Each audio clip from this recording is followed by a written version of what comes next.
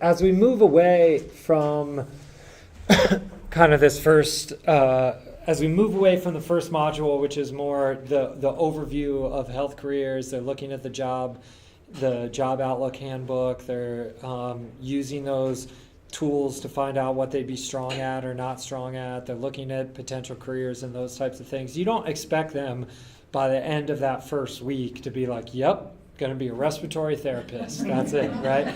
So you just want to get the wheels turning and put them through the process of this is how you actively explore what you think you may want to become based on all the factors that go into making the decisions. What you're interested in, what you're passionate about, what your community needs, all those types of things. We're just planting those seeds to a certain extent. Basically, the next 7 weeks of the class, we take a deep dive into specific areas within the health career field. And it's important to be well versed in each of these, simply because you're going to get a lot of questions about, I want to be a doctor, I want to be a nurse. What's the differences between a doctor and a nurse? I want to be a physician's assistant. What's the difference between a physician's assistant and a doctor? If I'm a physician's assistant, can I prescribe drugs? Can I see patients? Do I always have to be around a doctor? What's the difference between physician's assistant and a nurse practitioner versus a CNA, RN, an advanced care nurse? There's all these different things that you can do, and it's important to be well versed in each of these areas so that students can get as much information and have the best opportunity to kind of decide what they think it is. Now, the other thing to kind of keep in mind is that there's so much, sorry, how can I say this? A lot of people just kind of end up where they end up because of a couple different decisions and a couple different people that they met and opportunities that opened up. And it's important to explain that this is just an overview to give them an idea. It's not something that should be stressful in terms of, there's a really cool article written in the Chronicle of Higher Education a really long time ago. It came out when I was in grad school. And I just remember the title of it really clearly. It was called The Tyranny of Choice. And it was about the stress that high school students and undergraduates go through in choosing the perfect career path, the perfect school, getting onto the perfect track, all those types of things.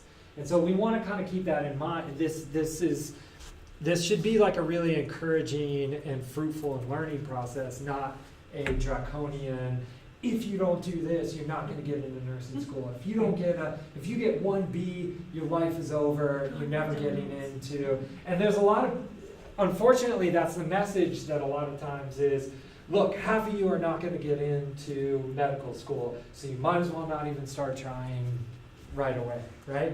Whereas, look, if you try and get into medical school three different times and you don't get in, maybe you can try something else in the health career field. It doesn't mean there's a good chance that if you're not getting into medical school, which are designed to take a very specific type of student and produce a very specific type of professional, that they don't think they can mold you into a person that you maybe don't want to become. And this could be seen as an opportunity to find some other track where you can help people but also enjoy a different style of life. Right? And so those types of things and those types of conversations I think are really important. And so as we go through this, I don't want it to just be like, all right, here's the bullet list to get into med school. Here's the bullet list to get into PA school. You do this, you do this, you do this, you should do that. Does that make sense? It's just supposed to, again, be this exploratory kind of experience. So really what you'll see here is that the modules, the next basically 7 modules focus on specific kind of career areas. So we have medical doctor and physician's assistant, careers in nursing, physical therapy and occupational therapy, exercise science, wellness and nutrition, psychology and counseling, non-MD doctorate programs, so dentistry, optometry, chiropractic, And basically, and then medical assistant careers or support careers. So those things are physician's assistant aides or physical therapy aides or respiratory therapists, cardiovascular therapists. And these types of, those decisions were made based on the fact that we only have 10 weeks to teach this class and to convey this information. And there's just not enough time to go over every single job in great detail. So you're just trying to kind of hit the big ones. Now, the big ones were not chosen arbitrarily. Some of them were chosen based on the rural needs. So we need different types of physicians, or we need different types of physical therapists in certain areas. So that's important to discuss. But I also use this as a resource. So this is just one of those kind of U.S. News and World Report rankings. It's not official, but they do use at least some kind of, it's just not like one guy's opinion. They actually have a process that they go into it and say, based on the job outlook, the growth, the median salary, the mean salary, the number of jobs available, et cetera, they put in kind of the most emerging and best careers that are current. And this changes every year. And so basically what you'll see here is a lot of the things that we go over in this class. And that's kind of what I just loosely base it off of. So you have things like different types of nursing, different types of physicians, different types of non-physician doctorate careers like optometry and dentistry. Also, a lot of things like occupational therapists, podiatrists, speech language pathologists, respiratory therapists. These are in those support things. Now, the other basis for this list, which is pretty interesting, so you can look at the methodology for how they got this list here. If you click on this, read the best jobs methodology. The other thing is that if you just go to kind of the best job, 100 best job rankings, I think close to 70 of them, 65 or 70 of them, I think is what they said, are in the healthcare field. So some way of healthcare field. So this is definitely the emerging job market. And these are the types of things that parents of students want to hear, that students want to hear, that and it's not that when I say want to hear, I mean those are questions that they should be asking and that they should be getting their answers provided to them. So this can be used kind of as a resource. Okay, so moving to Module 2. Questions on that? We all good? All right, cool. Okay, so moving to Module 2 then. And so let's talk about the two major careers, both as doctors and physician's assistants. So each of these assignments is kind of multi-part, but it's each one is worth 20 points. One of them concentrates as career as physician. One of them concentrates on a career as a physician's assistant. And that's kind of how the rest of these modules will get broken down. And so, for instance, this is Activity 5, which is career as a medical doctor. And basically, I provide the students with a bunch of resources regarding not only what they need for medical school, but also there's a lot of really interesting resources out there now, and there are a lot of there's a lot of effort being made to kind of show different aspects of what it's like to become a physician. How can I explore this as a potential career? How can I hear from other physicians, even if I've never met one, other than going to the doctor's office and seeing the doctor for 15 minutes? So it gives some insight into the actual life of these individuals in the career. So the first one is just, again, it not only is it's a specific article. So it's a specific article that has quality information for the student, but just as importantly is the article is part of a website that's an organization that's important for that student to become familiar with. So the Association of American Medical Colleges is every college that has a med school, or every med school is part of the association of. So if you want to find accredited med schools that you can go to, so like OHSU, then the Association of American Medical Colleges you'll be able to find those types of things.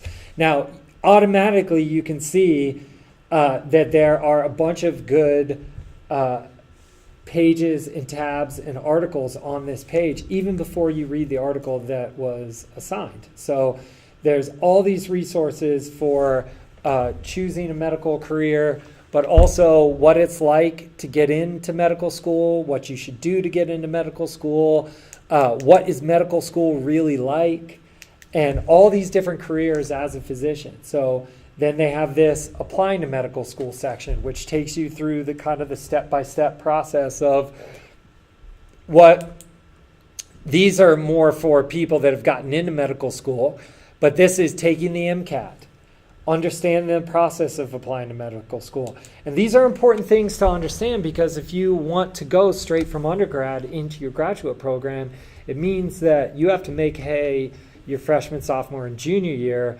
Your senior year is really just about maintaining your grades and going to your interviews, doing your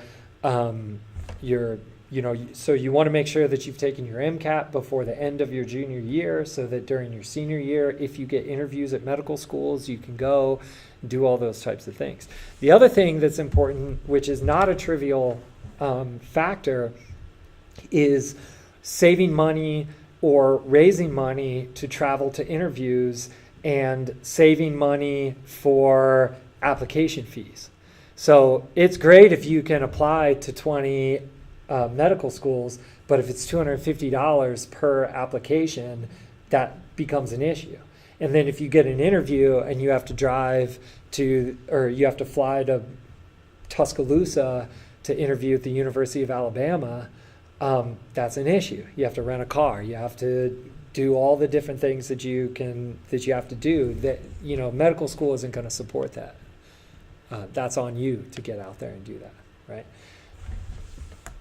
Okay, so this question basically, or this these pictures just kill me, right? Like, wow, she's really thinking about becoming a doctor. Look at her. I think we all should just be holding our pens just like that. Okay, so what's a doctor's job like? How much education does it take? Very short article with a lot of just, out of the gate information that gets you thinking about certain things. But again, it sends you to the website that's an important website to have gone to. Okay. So then again, it's just write 2 to 3 sentences reflecting on that. And the point is that you're exposing them to this information that they're getting it. And again, so for you guys, this is supposed to be an online class. And most online classes, you deliver the information, you give some background on it, you give some overview of it, and then the students kind of work on their. And the way Meredith explained is that most of the people implementing this in their high school will have, if it's a 2-credit class, then 2 hours per week, the students are kind of over on one side of the classroom on computers doing this class. Is that how it works? Or are you actually in the class teaching it like we're having this right now? I'm doing it like how you first said. How? I have other students with other classes in my room at the same time. Okay. Other subjects, so Got I'll it. just say, there you go, come ask me if you have questions. Perfect. Yeah. So all of this is set up for that type of scenario where it's not like you're going to have to necessarily read you should read these things, but you don't necessarily have to prepare lectures around these modules. So you said 2 hours, it should take 2 hours in class a week. And 7. So if you think about it in terms of at the college level, the rule of thumb is that for every credit that you get, it's 1 hour seat time per week. So 1 credit is worth 10 hours of seat time if it's a 1 credit quarter class. So if it's a 2 credit class, that's 20 hours of seat time. And the rule of thumb that professors like to say is it's 2 hours outside of class for every hour inside of class.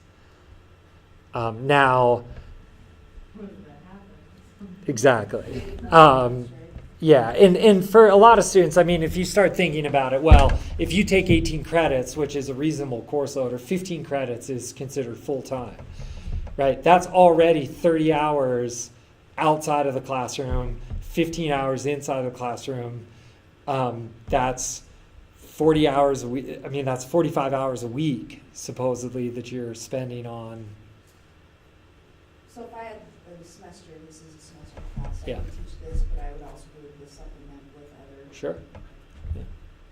Or you can stretch this out. I stretched it out. I would be in class teaching. Oh. I wouldn't be teaching this one, it's one itself, it's a health occupations class. Oh, okay, yeah. I would probably just, I've already got a different curriculum I've been teaching. Mm-hmm. Just add it. I would have plenty of space.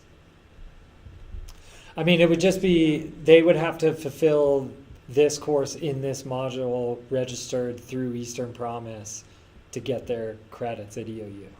Right, and Yeah. so my concern would be students that don't want to take it for credit. Then they would just sign up for your class.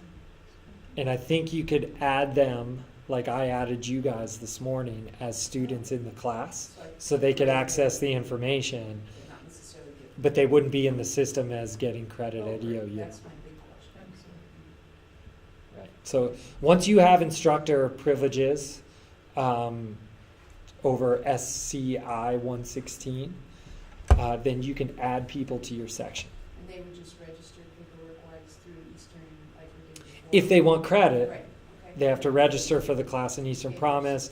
Yeah, they'll pay their $60.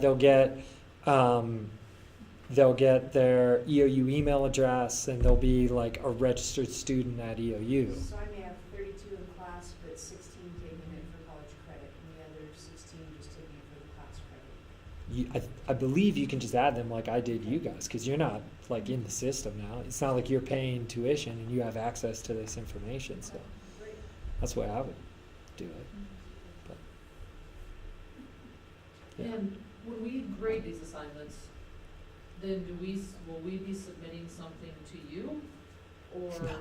will this be 100% on our own? Yeah. And we'll do our final grades just like we do everything else through Eastern Promise? Yep. Okay. Just Now- kind of the whole reason, wasn't it, is for this, was one of the reasons? Was this what? Well, Sorry. to make it more accessible to high school students to.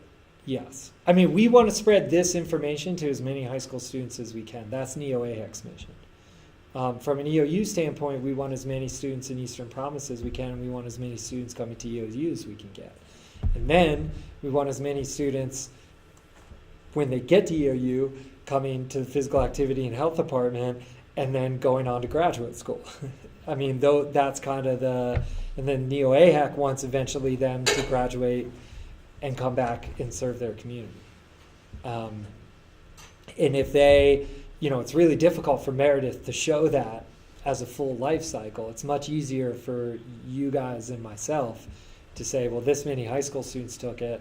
Well, this many students that took SCI 116 at the high school level matriculated to EOU, and a certain percentage of them made it onto graduate school in healthcare. And I can tell you how many of mine have been, med quests that are now nurses, or that have taken Yeah. this Yeah. class through the Right. academy that went to Eastern that are now. Yep. working. Yeah. I mean, it's a handful, but it's still. Right. But that's important. You should talk to Meredith about that. She will want that information. You probably had some. Maybe. Yeah, probably. I've only been here. Will be the start of my 4th year at EOU, so relatively new still. This is kind of a random question, but so when students come in and they say that they want to go pre-med, are they going to be paired with an advisor that is in your guys' department, or are they going to the science department? It's not a random question. It's totally reasonable question.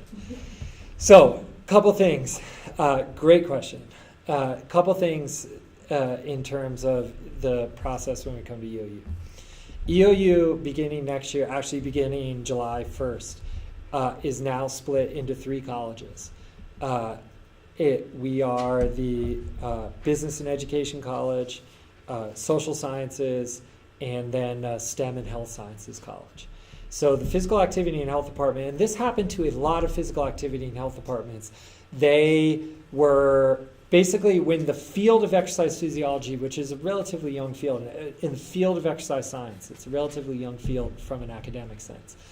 When that was emerging and schools started offering those programs, they didn't really have a great place to put them, so they put them with phys ed. So we've been, even though we're very much a science department, and we do offer physical education, we're also something very different than that. The majority of our students are not physical education people, but we were in the College of Education for a really long time. We're now going to the College of STEM/Health Sciences. And so it's going to be an easier find for pre-med students to choose exercise science. It used to be that, or it still is the case, that a lot of students think they have to be a chemistry major, a biology major, a biochemistry major, all those different types of things, and then they're pre-med. Pre-med is simply a group of classes and MCAT and practical experience that puts you in a position to be eligible to apply for medical school. And so there's actually, medical schools don't care what your undergraduate degree is. You don't have to take a biochemistry. You don't have to be in chemistry. You don't have to be, and in fact, one of the majors that med schools like are engineers.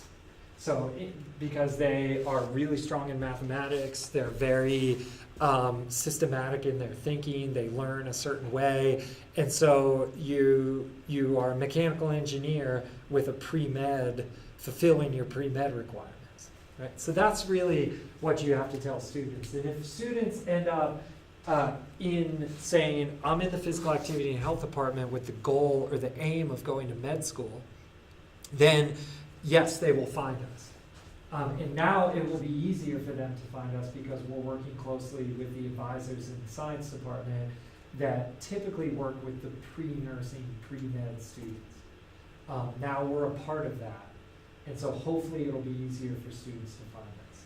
But I've had a lot of conversations like that over the last couple of years, which are that, you don't have to major in biochemistry if you don't want to. You can major in physical activity and health and still take the biochemistry classes you need to get into med school. Still take the organic chemistry classes you need. And the exercise science, again, this is a not unbiased. This is not unbiased information. But part of what we've done is for the exercise science program here is that there's actually the major requirements are fewer than a degree in physical education or a degree in community health. And that's because we know that there's a lot of people that want to get into professional schools, and they have to have the flexibility in their planning to fit in their year of physics, year of chemistry, year of general biology, so what you end up doing is taking this really ambitious tract, and we'll talk about this when we go through the 4-year planning, but you end up taking a pretty ambitious where you're on these tracks. You need anatomy and physiology series, you need a chemistry series, you need a physics series, you need a certain amount of, you need mathematics, you need calculus, you need, and that's just what it takes. And it's really important to encourage the students that take this class as soon as they get on campus to find an advisor. And if they don't have confidence that the advisor is giving them knowledge and planning that is in line with what they learned here, then they need to go find another advisor, and it's well within their rights to do that. And sometimes that can be because of personal differences, sometimes that can be just because that advisor doesn't necessarily understand the career specifically they want to get into and those types of things. So, if you're a student, you have rights. And it's really important to teach students that, to say, look, if you get stonewalled here or there, you need to go find somebody else. That there's somebody on every campus that's a right fit to help somebody. You just have to actively pursue that. I'm worried about hurting the professor's feelings or something, and They'll get over it. they don't look at it that way. That's not their area of expertise. That's They're right. better off finding someone, That's right. and That's they right. still have a good relationship and not have a That's right. supervisor. That's The right. MCAT changed recently. Do you guys?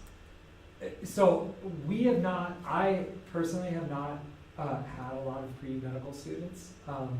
And so I don't keep my finger immediately on the pulse of the medical school world. If we all of a sudden get this influx of exercise science students that want to become medical doctors because of efforts like this, then that's something that I'll definitely be able to. But this is that Association of American Medical Colleges is where you would go to stay completely up to date on all that information.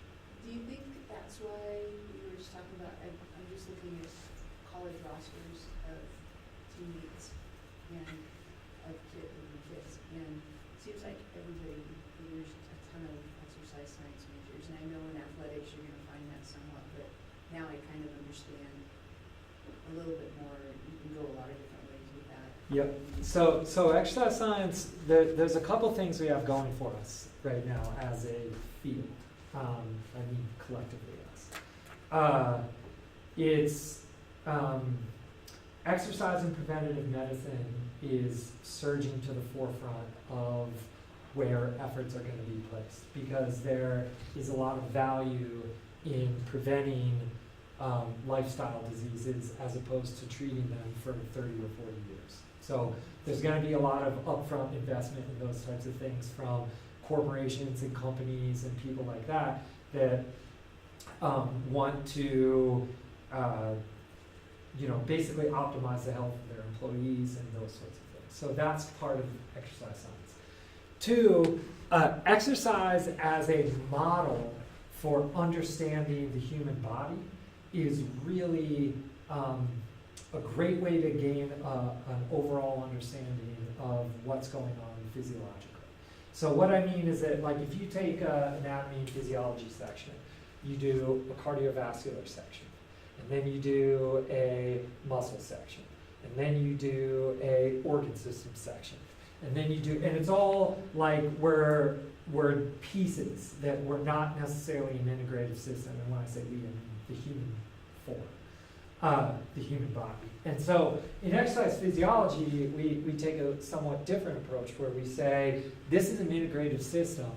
When we exercise, we put ourselves in a unique physiologic state, and we can learn a lot about how the body works and responds by looking at how it responds going from rest to exercise. Because as soon as we start exercising, our hormones change, our heart rate changes, our brain chemistry changes, our muscle activity changes. And what's interesting is that with exercise, it's a stress that usually ends up leading to beneficial adaptations.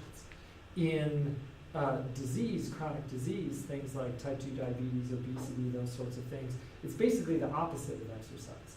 And so if you're learning about how these systems should work in rest and exercise, you can better understand what's out of balance with them in disease states. And so you end up with this kind of global view of physiology. But there's also just a lot of emerging fields within exercise physiology that people want to learn about. Some people are really interested in the science side of things and the medical side of things. Other people want to run parks and recreation departments. And they need to know how to do needs assessments and community health initiatives. And they need to know how to market and advertise and do all these types of things. And I think Darcy, Mm-hmm. yeah, said earlier that she has taught a class that Kelly Rice has taught. So Kelly Rice is a colleague of mine that's a community health expert. And so her expertise isn't so much science-based. I think she's had 1 or 2 exercise physiology classes in her career. Hers is in surveys, needs assessment, after-school programs, how to get kids more active, how to get kids to eat more vegetables, how to educate parents so that they have a better, and so there's just so many different things that you can do. Mm-hmm. So as a nutrition That's me? Yeah. Yeah. I was just shocking to find out how little medical doctors Correct. have to study nutrition, because to me, and that's kind of my DO skill, is there more, Sure. but is that changing, or? Yes, to a certain degree. But it's also, if we're getting to the point where we have to change our perception of what a doctor is. And if we understand what medical school is like and the type of individual that they're training, then we can understand their usefulness and when they're useful, right? And so you don't necessarily want a doctor, we don't want to pay a doctor to sit down with people and do meal planning, right? Or to have opinions or stances on the latest, ketogenic versus lemon juice diet and those types of things. Like, their time is too valuable and their specialty is too special. So we can't, and we just have to learn, in terms of the landscape of health careers, we have to understand that, okay, a doctor is trained in a specific way, has specific skills, and we can't expect everything out of them, right? So if a doctor says, look, your BMI is too high, you need to eat better. Like, you can't get mad at that doctor for not having gone to 4 years of medical school, 4 years of residency, 4 years of fellowship, and not also getting 4 years of nutrition training, and 4 years of exercise training, and 4 years of preventative planning, and 4 years of... Doctors are treaters, they treat. And so, and really, what a lot of this has to do with, so this is more of my opinion than it is fact, but things like personal training and wellness coaches and people that are trained in preventative measures, and those people need to be supported as the front line of healthcare, as opposed to nurses and aides and these types of things. Like, there's no nutrition equivalent to a CNA that can get that type of certification and just get plugged into the system. And a lot of it just has to do with their young fields. We've never, obesity is a modern problem. It's not a problem that we've been dealing with. And it's just, if you read the history of the American Medical Association and all those types of things, a lot of this came about because of the influenza virus in 1918. I mean, that's why we have the American Medical Association and a lot of other stuff like that. So, and that had to do with World War I and the globalization and all these different types of things. And so that's an old problem, and we now have the American Medical Association, and it's been around for 100 years. The obesity epidemic hasn't been around for 100 years. I was just thinking of something that has changed over the decades, and we've seen it as the use of pharmacists. It used to be the patient never had really contact, it was across the counter infusion pills, and now physicians and pharmacists within the hospitals will round. Started a long time ago, but even at discharge time, it's often the pharmacist that will, give the meds, Right.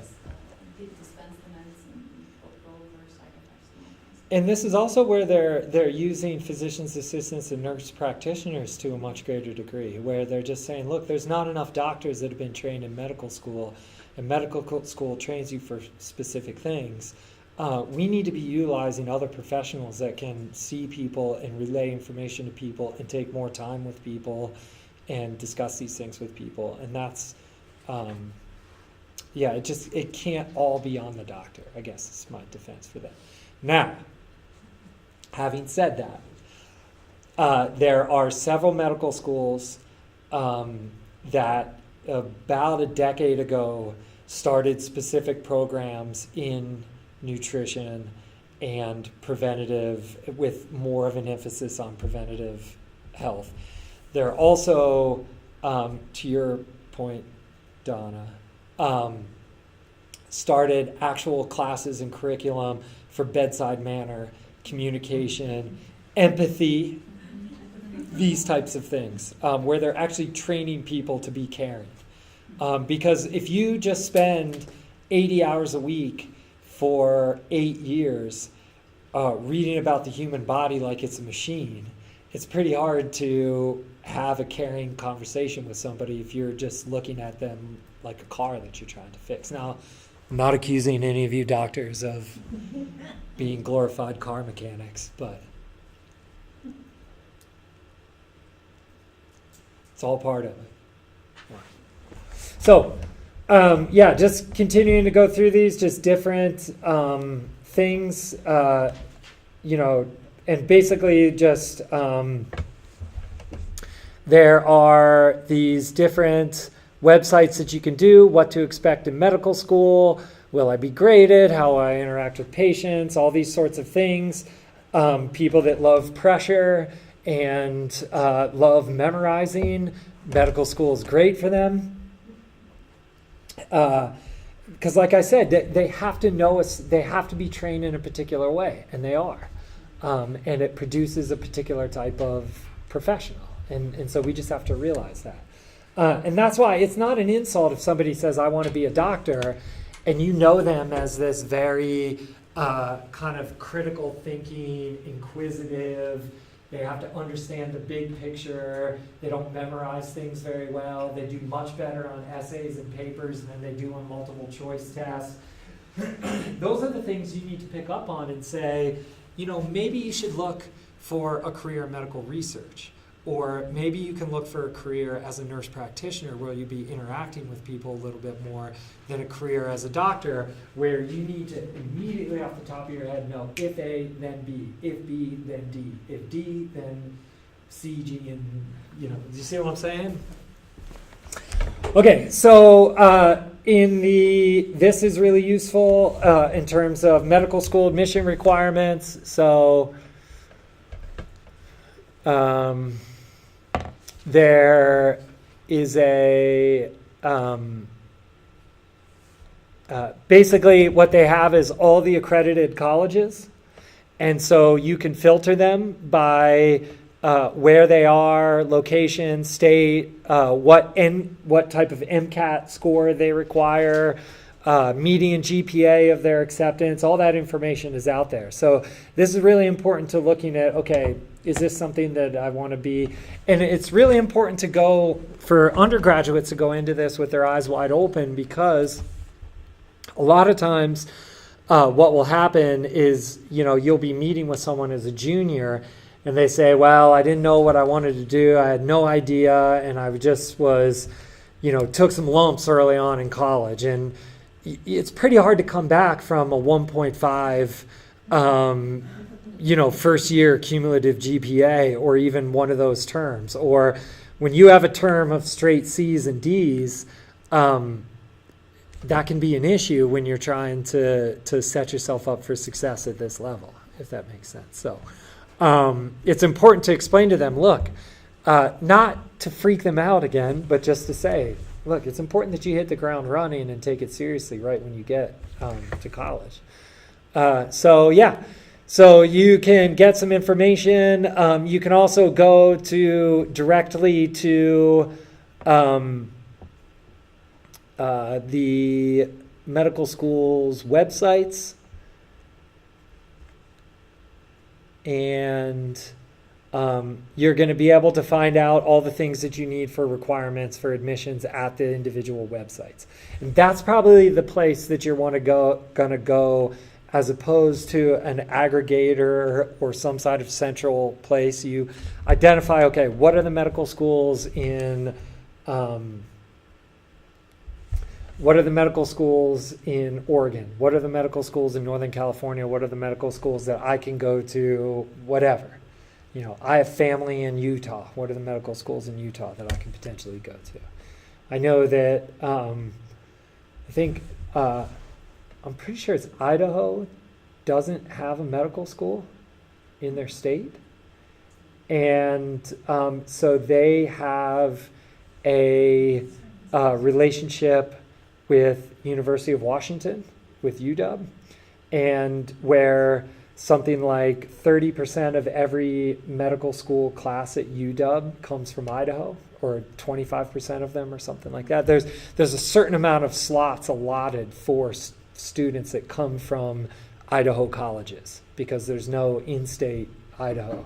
So there's lots of different things like that through just exploration of your regional institutions and the opportunities, you'll figure those things out and say, you could potentially have an opportunity. The other thing is it's really important to understand that a lot of medical schools will have certain things and certain programs set aside for, okay, if you go, there's rural programs, basically, and it's important to kind of look in and find those rural programs because, so for example, I had a friend from grad school, his brother got into a program where Nebraska will pay for your undergrad and pay for your medical school, and you get into medical school as long as you maintain a certain GPA and get a certain minimum on the MCAT.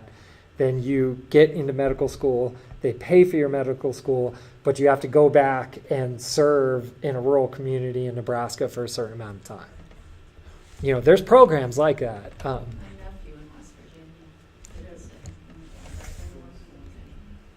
So if you look on that, earlier in one of the modules, it talked about underserved areas, rural areas, the one that says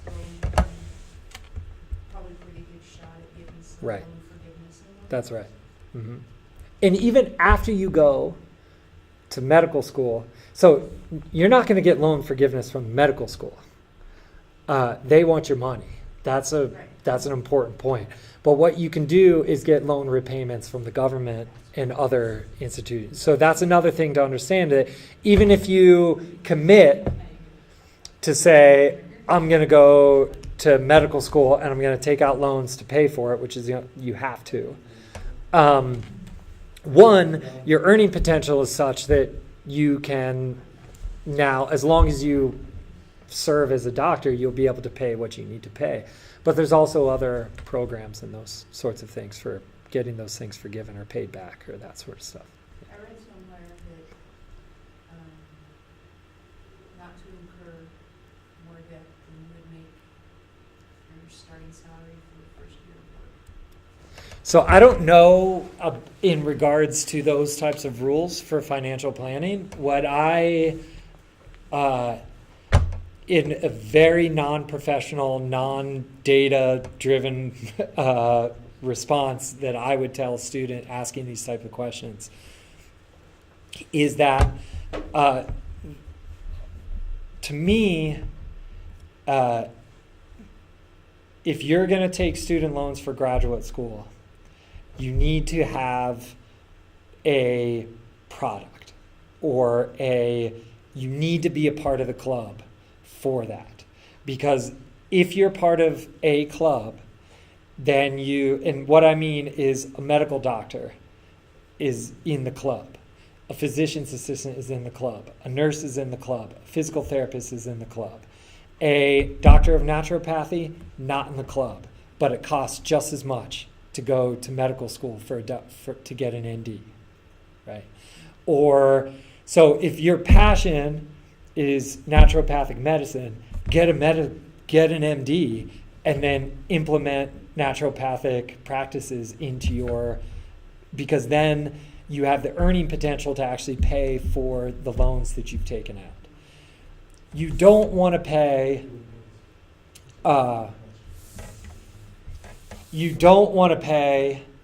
for things like, same with the MAT program. The MAT program is 1 year here, the Master of Arts in Teaching. It's 1 year, I think it's $20,000 or something like that, but you're part of the club.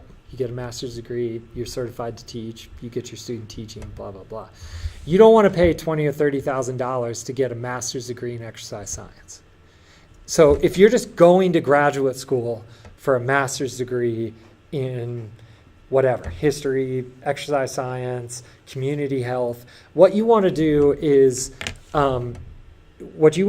get a graduate teaching assistantship or a research assistantship to do those types of things. And that's just the same, and we'll talk about getting into grad school when we talk about exercise physiology careers and stuff like that.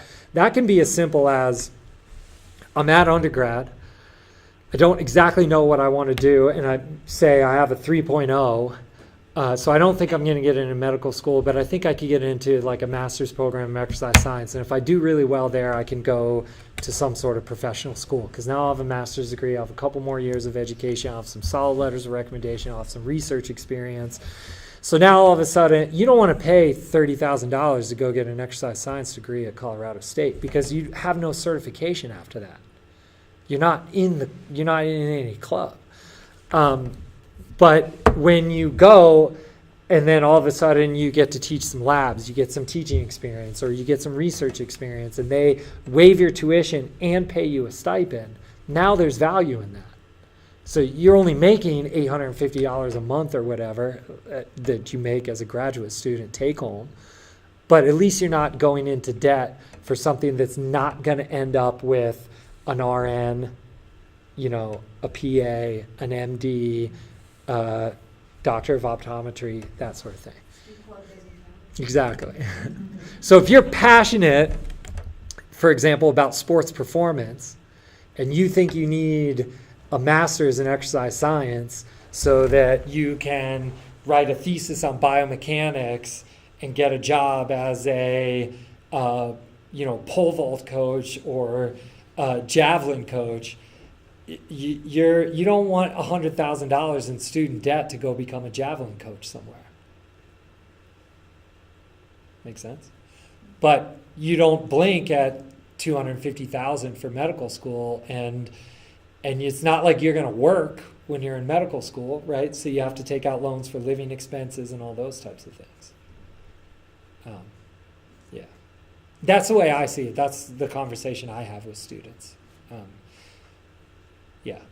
The other thing in regards to that is, and again, I'm not a financial planner and I don't know, I've seen a lot of people go through these different types of things, and I had a lot of friends go through it. But a lot of people will say, well, I want to get my loans paid off as fast as possible, so they'll take out a shorter loan and create a more aggressive pay plan. If you go to medical school or something like that, get as much money as you can and get it for as long as you can at the lowest fixed interest rate that you can. And then you basically that becomes part of your life. Every month, this, however much money goes into that, gets automatically taken out and goes into it, and it's just gone. That's the price of doing business, kind of. And that's what most of the doctors that I've talked with will say, because then you have the best chance of succeeding in medical school, getting to your residency. You're not worrying about this other side of things. That you're just worried about maximizing yourself as a doctor and maximizing your earning potential as a doctor.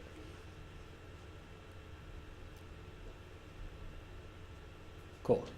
Okay, so a couple other things. There are some,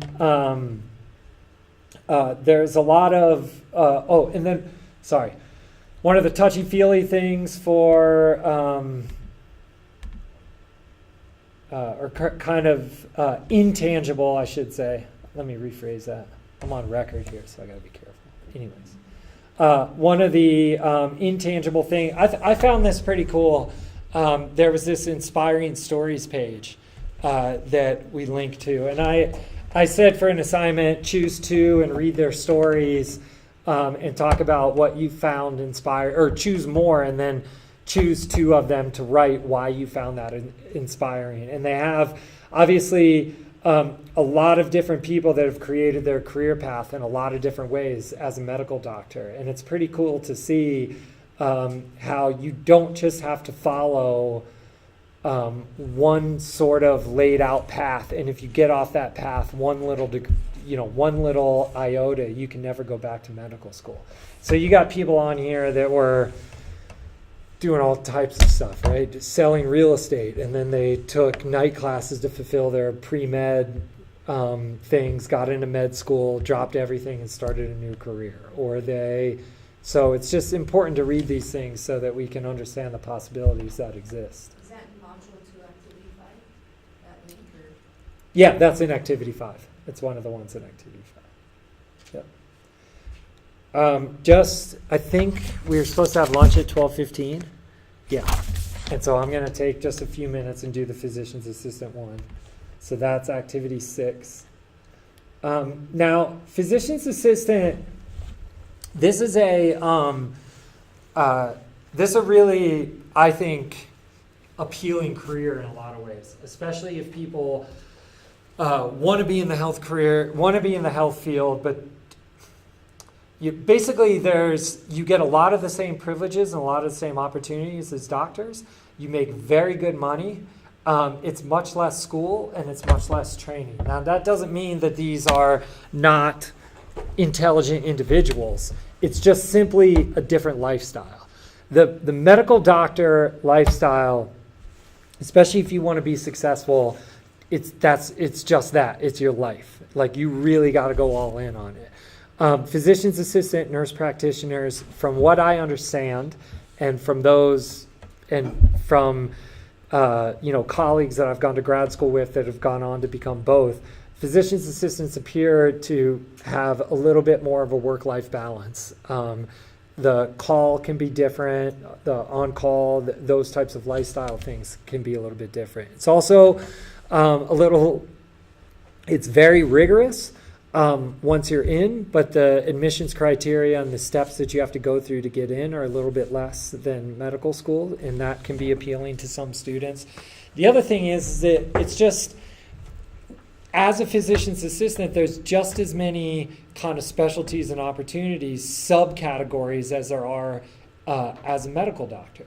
And so as a physician's assistant, there's all these little niches that you can find that you can fill. And again, a lot of times there are things where you don't necessarily want a doctor that's touring, I don't know, I'm just trying to come up with some. I have several good friends that have become physician's assistants, and they said one of the cool things about it is if you want to go into surgery, you can be a surgical assistant. You can work, you're doing rounds, you're training medical students, you're in the hospital. It's very much this type of existence, but you're not necessarily the one dictating what surgery is going to get done and doing that type of, doing the procedure, right? But maybe you're sewing people up and afterwards and things like that. Or you can have basically be a primary care physician or work in an urgent care. And with those, the hours can be fairly appealing. So you can work 3 days and get 4 days off, but you work 3 16-hour days or 3 14-hour days, and then you have 4 days off every week. And so there's lots of different things like that within physician's assistants. So it's important to show kids that that it's not like, well, I can't get into medical school, so I have to become a physician assistant. It's a real career choice, if that makes sense. Questions? All right. And then again, I just send the students to, there's an American Association for Physicians Assistants, and it's got,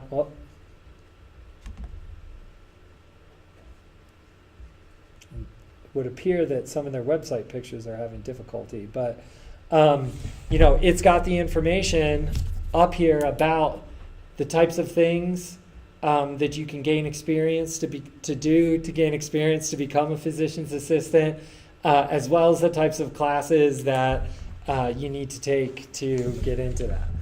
And then it also will send you to I think we do one here that is, here are the accredited physician's assistants programs that you can start to get into. And then obviously with YouTube and other things like that are emerging, we can get a lot more information about personal experiences that people are going through in real time. And so I think the last assignment is to watch a video about what it's like to be a medical student or a physician's assistant student. And I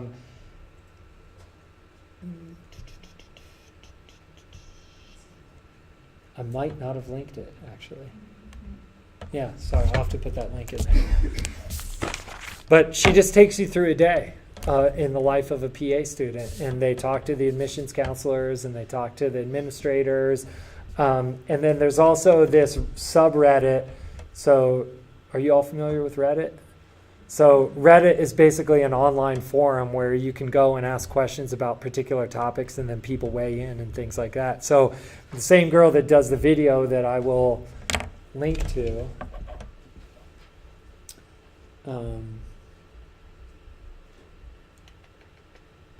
yeah, I'll find that and link it, and we can watch it, PA video, after lunch. She manages a subreddit that's like, and you can go in there and there's all kinds of questions. I only have a 3.3. Am I going to be able to get into PA school? I only have this or that. Am I going to be able to? And that you can find a lot of decent information in those types of things. Questions? People are ready for lunch, I can tell.